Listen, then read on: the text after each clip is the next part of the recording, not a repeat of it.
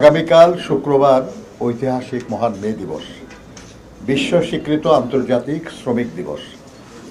1886 সালে আমেরিকার শিকাগো শহরের হে মার্কেটে শ্রমিকদের রক্তস্নাত আন্দোলনের মাধ্যমে অর্জিত আন্তর্জাতিক শ্রমিক দিবস পালনের জন্য বাংলাদেশে সর্বকালের শ্রেষ্ঠ শ্রমিক শহীদ রাষ্ট্রপতি জিয়াউর রহমান বীর উত্তম কর্তৃক প্রতিষ্ঠিত বাংলাদেশ জাতীয়তাবাদী শ্রমিক দল আগামীকাল দুপুর 2:30টায় নয়াপল্টনে এই বিএনপির কেন্দ্রীয় কার্যালয়ের সামনে শ্রমিক সমাবেশ অনুষ্ঠিত করবে।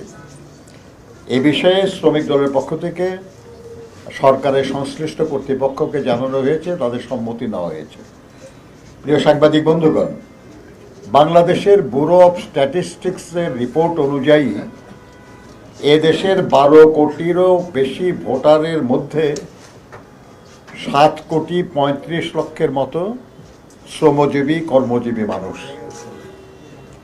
অর্থাৎ একদিকে যেমন জনসংখ্যার অর্ধেক নারী, আবার জনসংখ্যার অর্ধেকের বেশি নারী এবং পুরুষ শ্রমজীবী কর্মজীবী মানুষ। শ্রমিক সমাজের মর্যাদার জন্য মে দিবস আন্তর্জাতিকভাবে স্বীকৃত। বাংলাদেশে বরাবরই শ্রমিক সমাজ অবহেলিত হয়েছে। দ্রব্যমূল্যের ঊর্ধ্বগতি, জীবনযাত্রার ব্যয় বৃদ্ধি, বাজার মূল্যের সাথে অসঙ্গতিমূলক কম মজুরিতে শ্রমিক সমাজ বেঁচে থাকার সংগ্রাম করে চলেছে। অগণতান্ত্রিক শ্রম আইনে মালিক পক্ষের স্বার্থকে প্রাধান্য দেওয়ায় শ্রমিক সমাজ হয়রানি সহ নানা সমস্যার সম্মুখীন হয়।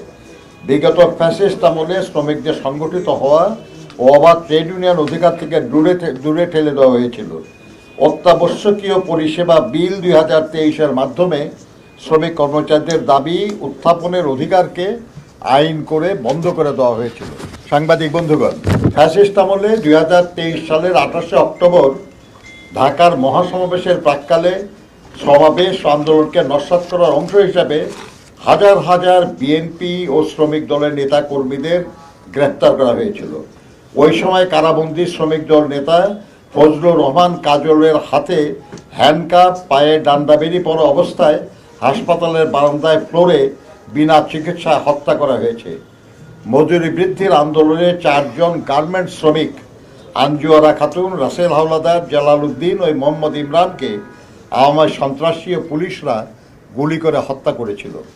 সাংবাদিক বন্ধুগণ, গত 5 আগস্ট 2024 ফ্যাসিস্ট খুনি হাসিনা সরকারের পতনের পর এবছর 12 ফেব্রুয়ারি অবাধ সুষ্ঠু ভোটে নির্বাচিত সরকারের সময় মহান মে দিবস প্রথমবারের মতো পালিত হবে।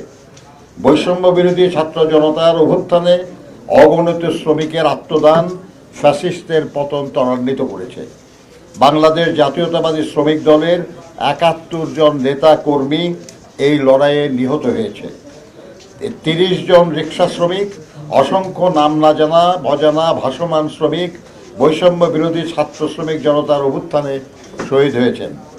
শ্রমিক শ্রেণীর আত্মত্যাগ কেউ কেউ স্বীকার করতে কার্পণ্য করে, কিন্তু তারপরেও এটাই সত্য। গণতন্ত্র, গণতান্ত্রিক সরকার ব্যবস্থা, ভোটাধিকার প্রয়োগ, মানবাধিকার, শোষণ ও বৈষম্যহীন সমান ব্যবস্থা প্রতিষ্ঠা শ্রমজীবী জনগণের আজন্ম স্বপ্ন। সাম্প্রতিক সময়ে চলমান আমেরিকা ইসরায়েল জোট ও ইরানের মধ্যে যুদ্ধের কারণে সারা বিশ্বে অস্থিরতা বিরাজ করছে। যুদ্ধে জ্বালানি তেলের মূল্য বৃদ্ধির কারণে বৈশ্বিক অর্থনীতি ও সাধারণ মানুষের জীবন মানে প্রভাব ফেলেছে। অন্যদিকে পতিত হাসিনা সরকারের লুটপাট ও দুর্নীতির কারণে সরকারি পাট ও চিনি কলগুলো বন্ধ করে হাজার হাজার শ্রমিককে পথে বসানো হয়েছে। প্রচলিত নিয়মে 5 বছর পর ন্যূনতম মজুরি ও জাতীয় বেতন স্কেল ঘোষণার কথা থাকলেও বিগত ফ্যাসিস্ট হাসিনা সরকারের সময় 11 বছরের বেশি সময় ধরে ন্যূনতম মজুরি ও জাতীয় বেতন স্কেল ঘোষণা করা হয়নি। অন্যদিকে সরকারি দপ্তরগুলোতে নিয়মিত পদ বিলুপ্ত করে আউটসোর্সিং নিয়োগ দেওয়া হয়েছে। ফলে শ্রমের ক্ষেত্রগুলো ক্রমশ সংকুচিত হচ্ছে, তৈরি হচ্ছে শিক্ষিত লাখ লাখ বেকার।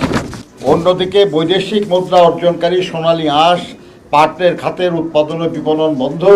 বাংলাদেশের মানুষের খাদ্য তালিকায় অন্যতম উপাদান আমাদের দেশে তৈরি স্বাস্থ্যসম্মত চিনির পরিবর্তে কেমিক্যালযুক্ত বিদেশি চিনির উপর বিদেশ নির্ভরতা বৃদ্ধি পেয়েছে।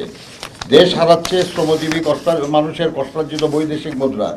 অবাধ ট্রেড ইউনিয়ন গঠন, শোভন কাজ, নিরাপদ কর্মক্ষেত্র সহ শ্রমিকদের জন্য রেশনিং ব্যবস্থার দাবিতে শ্রমিক শ্রেণী তাদের অধিকার প্রতিষ্ঠার প্ল্যাটফর্ম হিসাবে বাংলাদেশ জাতীয়তাবাদী শ্রমিক দল কর্তৃক আয়োজিত মহান মে দিবসের এই সমাবেশে অংশ নেবে বলে আমরা আশা পোষণ করছি। প্রিয় সাংবাদিক বন্ধুগণ, ইতিমধ্যে শ্রমিক দলের পক্ষ থেকে ব্যানার ফেস্টুন করা হয়েছে। মহান মে দিবস পালনের লক্ষ্যে শ্রমিক দল নিরলসভাবে কাজ করে যাচ্ছে। আমরা আশা করছি অধিকার প্রতিষ্ঠার এই মহান দিনে শ্রমজীবী কর্মজীবী মানুষের স্বতঃস্ফূর্তভাবে শ্রমিক দলের এই সমাবেশে উপস্থিত হবে।